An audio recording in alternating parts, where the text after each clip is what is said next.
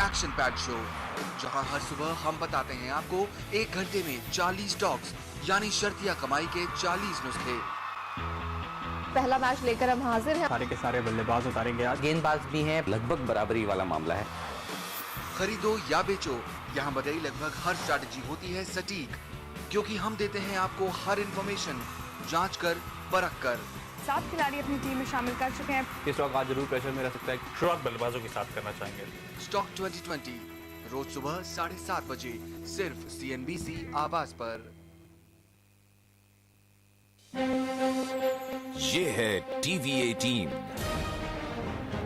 और आप देख रहे हैं CNBC आवाज। Presenting partner Supertech, yours for life.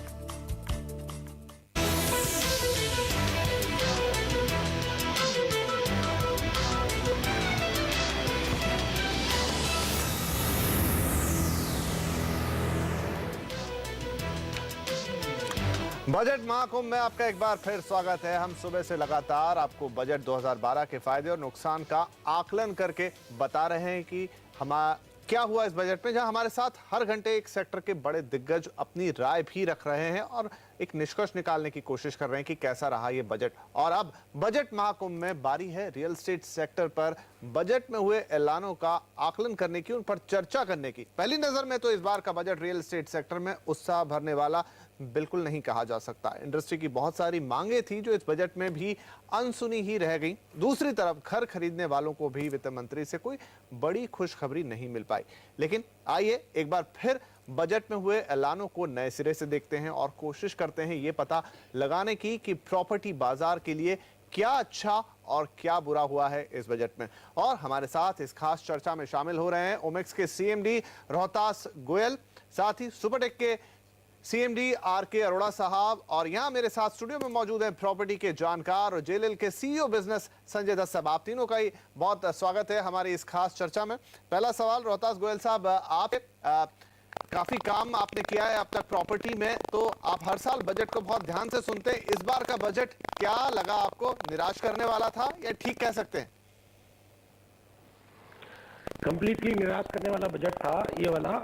मैं थोड़ा सा आपको एक चीज बताना चाहूंगा कि रियल एस्टेट सेक्टर के बारे में गवर्नमेंट का क्या विजन है ये मेरे को बिल्कुल समझ में नहीं आ रहा है। जो ये सेक्टर है, रियल एस्टेट सेक्टर है, जो GDP को 2010-11 में जिसने 10.76% करीब कंट्रीब्यूट किया था, वो 2011-12 में घट करके 5% उसका कंट्रीब्यूशन रह गया है। तो ये कितना कंट्रीब्यूशन इसका घटाना चाहते हैं ये मुझे समझ में नहीं आ रहा है। जो जीडीपी को इतना कंट्रीब्यूट करता था, प्लस साथ में जो after agriculture second largest employer है, जो एम्प्लॉयमेंट हमारे देश को देता है, साथ में आपकी इकोनॉमी को कंट्रीब्यूट करता है। तो इस रियल एस्टेट सेक्टर के बारे में गवर्नमेंट क्या समझ रही है और गवर्नमेंट का क्या विजन है वो मेरे को बिल्कुल समझ में नहीं आ रहा है। आधी आपकी जीडीपी की कंट्रीब्यूशन रह गई है और इस बजट में गवर्नमेंट ने हमें कुछ भी नहीं दिया है। अगर आप ये समझते हैं कि हमें ये एक चीज दे दी है कि भाई अफोर्डेबल हाउसिंग पर ECB अलाउड कर दी है, तो ECB अलाउड जो थी पहले जो ECB अलाउड थी 100+ एकड़ की इंटीग्रेटेड टाउनशिप के ऊपर ECB वैसे ही अलाउड थी, चाहे वो अफोर्डेबल हाउसिंग थी चाहे वो नॉन अफोर्डेबल हाउसिंग थी। तो वो विड्रॉ हुई और उसके बाद सिर्फ अफोर्डेबल हाउसिंग पर ECB अलाउड हुई है। और पुरानी जब ECB अलाउड थी तभी भी इंडिया में कोई ECB नहीं आई थी रियल एस्टेट सेक्टर में। तो अब इस वक्त कैसे आप उम्मीद कर सकते हैं कि रियल एस्टेट सेक्टर में कोई एक्सटर्नल कमर्शियल बोरिंग आएगी, जबकि आपने अफोर्डेबल हाउसिंग का अभी तक डेफिनेशन भी नहीं दिया है कि अफोर्डेबल हाउसिंग की डेफिनेशन क्या है, क्या डिफाइन करता है कि कौन सा घर अफोर्डेबल हाउसिंग सेगमेंट में आएगा और कौन सा घर अफोर्डेबल हाउसिंग सेगमेंट में नहीं आएगा। तो इस हिसाब से तो मुझे बिल्कुल निराशाजनक, एब्सोल्युटली डिसअपॉइंटिंग बजट रहा है फॉर रियल एस्टेट सेक्टर पर से। तो काफी निराश है यहाँ पर गोयल साहब। फटाफट यहाँ पर हम अरोड़ा साहब की भी राय ले लेते हैं। आपको क्या लगता है कि इस बजट से रियल एस्टेट सेक्टर को कितनी निराशा हाथ लगी है, या फिर कुछ ऐसे अनाउंसमेंट है जहां से कुछ सपोर्ट आता हुआ भी दिख रहा है? देखिए, आम बायर जो ये सोच कर बैठा था कि मुझे एक मेरे इंटरेस्ट बेनिफिट के ऊपर, मेरे इंस्टॉलमेंट के ऊपर मुझे एक ऐसा बेनिफिट जरूर मिलेगा, लेकिन एक आम बायर को बहुत ज़्यादा डिसअपॉइंटमेंट हुआ है क्योंकि उसमें इस तरह का कोई रिलीफ उसको आगे एक्सटेंड नहीं किया गया है। दूसरा एक चीज़ मैं बताऊंगा, क्योंकि जो हम लोग काफ़ी दिन से इसको बात कर रहे थे कि अगर हम अफोर्डेबल सेक्टर को बढ़ावा देना चाहते हैं तो उसको उन ऐसे अफोर्डेबल घरों को इनकम टैक्स में एग्जम्प्ट किया जाए। एक ATIB क्लोज जो पिछले 3 साल पहले लागू थी, उसको फर्दर एक्सटेंड किया जाए कि जिससे कि उसके ऊपर इनकम टैक्स ना लगे और हम वो बेनिफिट अपने कस्टमर को पास ऑन कर सकें। लेकिन वो भी उस तरह कोई रिलीफ FM ने नहीं, रियल एस्टेट को नहीं दिया है। तो यहाँ पर हमारे जो दोनों ही डेवलपर्स हैं उनका ये मानना कि बहुत ही निराशाजनक बजट रहा है। कुछ अनाउंसमेंट हुए हैं वो भी शायद पूरी तरह से काम के नहीं है। बात करते हैं संजय दत्त साहब से। संजय जी, आप तो बहुत पैनी नजर रखते हैं रियल एस्टेट पर और काफी लंबे समय से इस सेक्टर में हैं।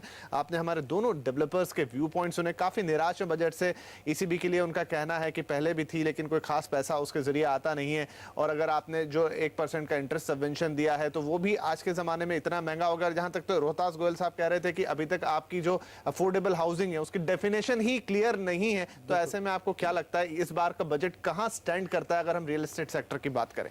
देखिए, पहले तो मैं चाहूँगा कि ये मैं बिल्कुल सहमत हूँ कि ये बजट सिर्फ निराशाजनक नहीं है, ये बहुत ही दर्दनाक जनक है। और मैं 3 नज़रों से देखता हूँ। मैं देखता हूँ ऑक्यूपायर की तरफ से, जो इस कंट्री में अपना व्यापार बढ़ाना चाहते हैं। तो लॉजिस्टिक कंपनी हो गई, मल्टीनेशनल कंपनी हो गई, IT कंपनीज हो गई, इंडियन कॉर्पोरेट्स हो गए जो अपने इस मुल्क में जॉब क्रिएट करते हैं जिससे इकोनॉमी आगे बढ़ती है। उनके लिए भी निराशाजनक है बिकॉज SEZ के बारे में और उसका कंटिन्यूएशन के पॉइंट में से कोई बात ही नहीं हुई। दूसरी तरफ अगर डेवलपर्स की बात करें तो 2009 में ही इतने झटके लगे थे। उसके बाद सरकार ने दुनिया भर के scams, policies, intervention, inflation, European crisis, आप जितना जो भी दुख भरी बात आप सोच सकते हैं वो सब पिछले 2 साल से हमारे साथ हम झेल रहे हैं। उसके बाद ये बजट पेश किया गया जिसमें मतलब जरा से भी लिहाजा नहीं, और दूसरी तरफ एक जो एटीट्यूड है गवर्नमेंट का, जो कि मैं पिछले 1-2 साल से देख रहा हूँ, और कुछ हद तक उनका शायद नज़रिया ठीक भी हो सकता है कि वो डेवलपर्स को और रियल एस्टेट सेक्टर्स को बहुत नेगेटिव नज़र से देखते हैं। और वो उसी का ये नतीजा है कि RBI ने ब्रेक्स लगा रखी हैं लैंडिंग पे। Institutions are shying away, banks are also shying away. सिर्फ प्राइवेट इक्विटी बची है जो बहुत ही एक्सपेंसिव है लैंडिंग के लिए। तो डेवलपर बेचारा क्या करेगा? उसको एक तरफ लैंड ज़्यादा देना पड़ता है, दूसरी तरफ सीमेंट और स्टील की तरफ ज़्यादा देना पड़ता है, तीसरी तरफ कॉर्पोरेट्स हैं जो ऑलरेडी मंदी में है। एक तीसरा एंगल आता है एक इन्वेस्टर का। 2005 में सरकार ने फॉरेन डायरेक्ट इन्वेस्टमेंट की घोषणा करी। आप उस एंगल से देखिए, वोडाफोन की जो जजमेंट उन्होंने दोबारा से रिवर्स कर दी रेट्रोस्पेक्टिवली, वो क्या संकेत आप देना चाहते हैं इस दुनिया को? आप बेसिकली ये कह रहे हैं कि आप इस मुल्क में पैसा लाई ही नहीं। आप चाहें तो कहीं और, आप ब्राजील चले जाएं, आप चाइना चले जाएं, आप इंडिया मत आइए। जी, मतलब ये संकेत देना चाह रहे हैं आप। और आप ये कह रहे हैं पब्लिकली न्यूज़ और मीडिया वालों को कि हमारे मुल्क का बहुत अच्छा फ्यूचर है, GDP अभी भी 7-8% पे चल रही है, वो आएंगे ही आएंगे। जी, वो बहुत गलत नजरिया है। Again, it's not a mature thinking. तो मेरे को क्या लगता है, ये डेवलपर, ऑक्यूपायर, इन्वेस्टर, तीनों सर्कल्स एक बहुत बड़े सर्कल में फंसे हुए हैं जो कि गवर्नमेंट का एनवायरनमेंट है। और ये लार्ज स्केल में जितनी developer, investor and occupier corporate की जो एक बॉडीज हैं, उन सबको कलेक्टिवली आके इन सबको एड्रेस करना चाहिए। सबसे इंपॉर्टेंटली एक एटीट्यूड जो है इस सेक्टर का, वो चेंज करना चाहिए। चलिए, तो यहाँ पर सेक्टर के ही एटीट्यूड को चेंज करने की जरूरत है। एक्सटर्नल कमर्शियल बोरोइंग आपने एक तरफ यहाँ पर ला तो दी दोबारा, लेकिन जब अगर हम पिछला इतिहास उठा के देखें तो खास पैसा उससे आया नहीं, कभी बहुत उत्साह मिला नहीं। और जैसा यहाँ पर संजय जी ने भी कहा कि दूसरी तरफ वोडाफोन जैसे भी मामले आए हैं जहां पर शायद संकेत दिया जाता है कि आप यहाँ से दूर रहें तो बेहतर है। बहरहाल ये चर्चा हमारी चल रही, लेकिन इस बीच चूंकि बहुत सारे दर्शक लगातार हमारे इस आयोजन को देख रहे हैं और बहुत अच्छे इनाम भी जीत रहे हैं, बजट महाकुंभ के मौके पर CNBC आवाज आपको दे रहा है ढेरों इनाम जीतने का मौका। आज दिन भर हम आपसे लगातार पूछ रहे हैं कुछ आसान से सवालों के जवाब, जिनके जवाब देने पर आपको मिल रहा है एक आकर्षक इनाम। तो सुन लीजिए इस घंटे का सवाल। आपको ये बताना है कि देश में इनकम टैक्स की न्यूनतम दर क्या है। आपके लिए जो ऑप्शन है वो A है 20%, B 10% और C 30%। तो इस सवाल का जवाब भेजने के लिए बस फटाफट अपना फोन निकालिए और मैसेज बॉक्स में जाकर आपको लिखना है BMK, स्पेस देना है, 6 लिखना है, और उसके बाद जो आंसर आपको सही लगे A, B या C, इन तीनों में से कोई एक ऑप्शन टाइप कीजिए, भेज दीजिए 51818 पर। आपको मिलेगा एक शानदार सा माइक्रोमैक्स मोबाइल। आइए अब अपनी चर्चा को आगे बढ़ाते हैं। मैं एक बार फिर अरोड़ा जी के पास जाना चाहूंगा। ईसीबी का भी हम जिक्र कर रहे थे, यहाँ पर रोहतास गोयल साहब ने भी कहा कोई फायदा नहीं है, संजय दत्त साहब ने भी कहा कि आपने कर भी दिया लेकिन सिग्नल्स ऐसे भेज रहे हैं कि शायद कोई पैसा ना लगाए। आपका क्या मानना है? देखिए, मैं सबसे पहले बताता हूं कि ईसीबी के लिए जो भी एफएम ने जो डिसीजन लिया है वो ठीक है, बट मैं समझता हूं कि अफोर्डेबल सेक्टर के लिए केवल वो परमिट किया गया, केवल अफोर्डेबल सेक्टर को परमिट किया गया, तो थोड़ा सा रिलीफ जरूर ईसीबी आने से डेवलपर को मिलेगा, लेकिन एज ए मास कम्युनिटी उसमें मैं नहीं समझता हूँ ये जो ईसीबी है, ईसीबी का ज्यादा बड़ा कोई इम्पैक्ट आने वाला है। चलिए, तो इस बजट में रियल एस्टेट के लिए जो सबसे बड़ा ऐलान था उसी को लेकर लोग नाखुश हैं, लगता नहीं कि उससे कुछ ज्यादा हो जाएगा। रोहतास गोयल साहब, एक और यहां पर ऐलान हुआ कि अब आप जो भी सौदे करेंगे रियल एस्टेट के अंदर उस पर 1% टीडीएस सौदों पर ही कट जाएगा। सरकार का कहना था, वित्त मंत्री जी का कहना था कि भाई ब्लैक मनी को रोकने के लिए हम ये कदम उठा रहे हैं, लेकिन आपको लगता है कि इससे शायद बाजार को और थोड़ा सा सेटबैक लगेगा? देखिए, इससे बाजार को जो टीडीएस जो ये 1% बढ़ा रहे हैं, जो रीसेल वैल्यू है उस पर इफेक्ट आएगा। जो एंड यूजर है, जो डेवलपर होता है, वो प्रोडक्ट को दो लोगों में बेचता है, एक इन्वेस्टर को बेचता है और एक एंड यूजर को बेचता है।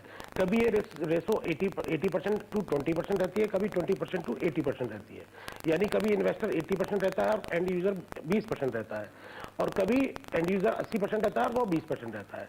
तो उस केस में जो एंड यूजर बाद में जो खरीदेगा उसके ऊपर फर्दर 1% का लोड डाल दिया गया है। तो जो सबवेंशन स्कीम में जो इनको जो 1% की जो रियायत दे रखी है, जो 25 लाख तक के मकान में 15 लाख तक का जो लोन लिया जाएगा, उसके ऊपर होम लोन में 1% की जो रियायत दे रखी है, एक प्रकार से वो मेरे ख्याल से वापस ले ली है इन्होंने, ये 1% का लोड डालने के बाद।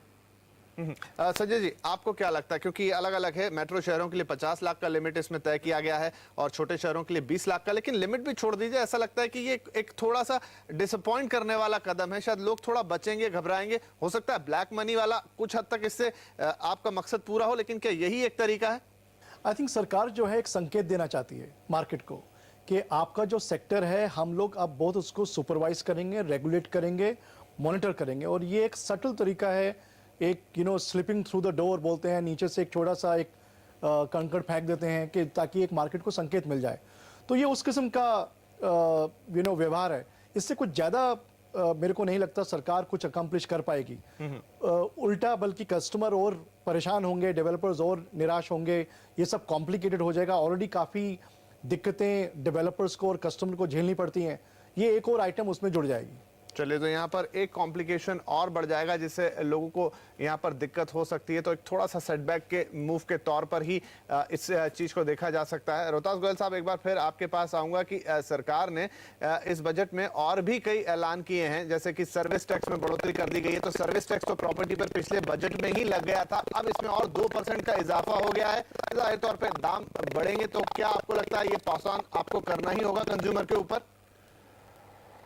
ऑब्वियसली कोई भी चीज होती है वो तो वाटर की तरह फ्लो करती है, ऑब्वियसली वो तो पास ऑन होगी। मैं एक चीज, संजय दत्त जी अभी बात कर रहे थे, सरकार क्या संकेत देना चाह रही है रियल एस्टेट सेक्टर को। मैं कहता हूँ सरकार को रियल एस्टेट सेक्टर से संकेत वापस लेने चाहिए। एक संकेत तो ये लेना चाहिए, जो जीडीपी का कंट्रीब्यूशन था वो 10% से 5% रह गया, और जो रियल एस्टेट प्लेयर्स की जो मार्केट कैप हुआ करती थी वो इरोड होकर के 20% से लेकर के 10% रह गई है।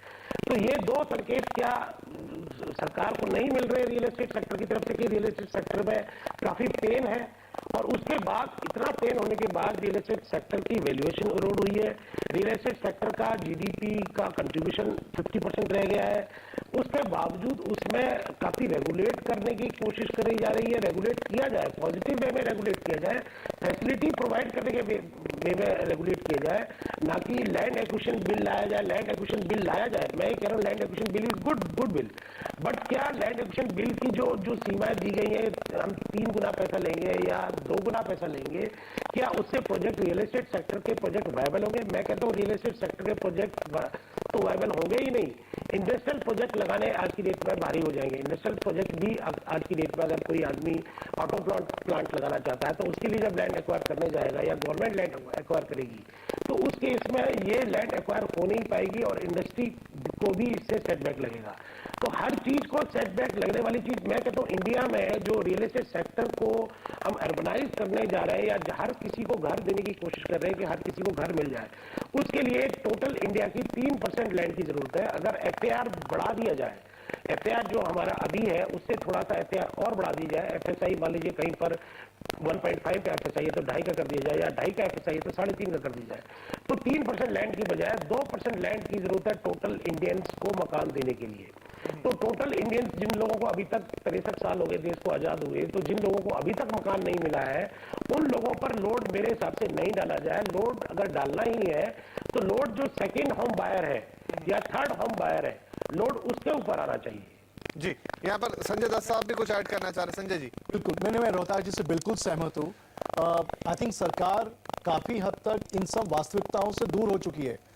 कुछ हद तक मेरे को लगता है उनका पॉलिटिकल एजेंडा भी रहा है, वो पूरे देश में पता नहीं एक तरीके से ड्राइव पे बिजी रह गई थी, और ये डेवलपर और ये कम्युनिटी के ऊपर उनका जो नेगेटिव एटीट्यूड था वो काफी हद तक जो हद से बाहर चला गया था, और पूरा इस सेक्टर को ही सफर किया, और as a economy, as a nation we have suffered. तो क्लियरली मेरे को क्या लगता है कि सरकार जो असलियत, जो वास्तविकता है, उसको थोड़ा डीप जाना चाहिए। और मैं बिल्कुल सहमत हूँ, अगर ये सब GDP के आंकड़े देखे जाएं कि ये सेक्टर कितनी पॉजिटिव तरीके से कंट्रीब्यूट करता है एक देश की प्रगति के लिए, और सिर्फ डेवलपर को नहीं, जो कॉर्पोरेट्स आते हैं, जो मल्टीनेशनल्स आती हैं, जो इंडियन कॉर्पोरेट्स आते हैं, जो एक एंटरप्रेन्योर है जो अपना बिजनेस चालू करना चाहता है, उस सब के लिए दिक्कतें हैं।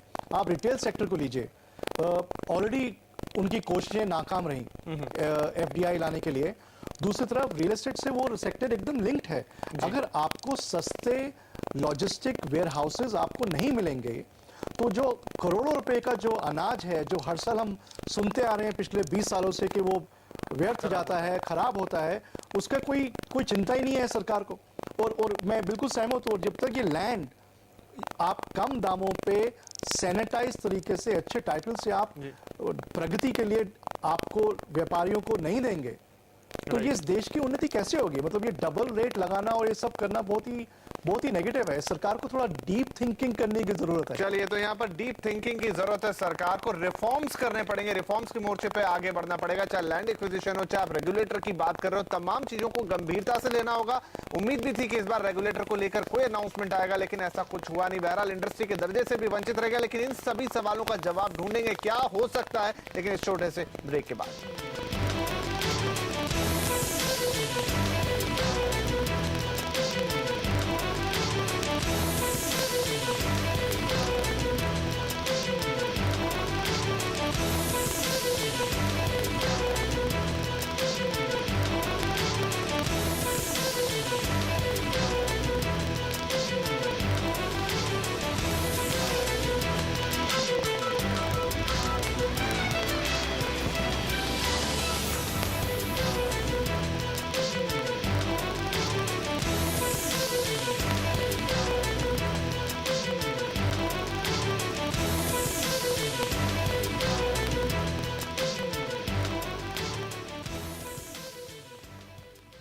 Fly me to the moon, let me swim among the stars.